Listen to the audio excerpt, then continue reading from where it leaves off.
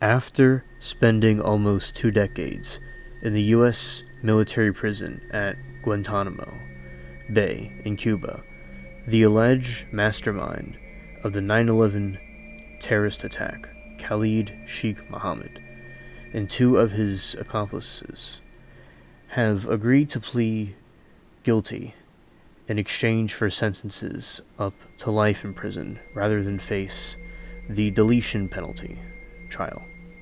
The settlement agreements with the Pentagon, announced Wednesday, bring partial closure to the case that has dragged on for 20 years and became mired in legal gridlock. Many family members of nearly 3,000 people who were deleted in the September 11th attacks want the 9/11 defendants put to deletion, but as a trial became increasingly unlikely, plea bargains were widely viewed as the only way to resolve the case. The Guantanamo prosecutors wrote that the decision to settle was not reached lightly, and they feel that this, in their opinion, was the best way to settle this.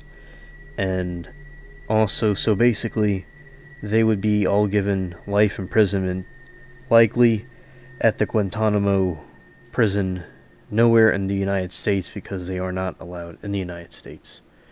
And the Biden administration has denied any involvement in this, and they have rejected some proposed conditions, including a request by the defense attorneys that the defendants would not be put in solitary confinement, and also they requested medical care for injuries they got during the torments that allegedly happened to them. That was denied as well.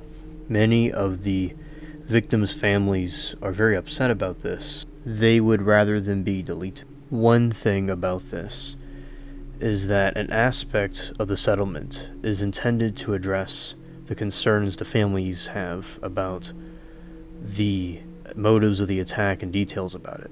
As part of their plea bargains, the 9/11 defendants will be required to answer questions by victim family members about how and why they planned the attack. Prosecutors say the defendants could plead guilty as early as next week, but the case will continue for at least another year. The defendants will be sentenced at a separate hearing that will not occur before September 2025, according to the prosecution's letter to the victims' family members. So, I did a video about this last year, and this is some very wild stuff, and we don't negotiate with terrorists. I agree with that. And also, I'll be interested to see how this goes and what these terrorists say about the attacks to the families and how all that plays out. Y'all can put y'all's comments below about what y'all think. Thank you for watching.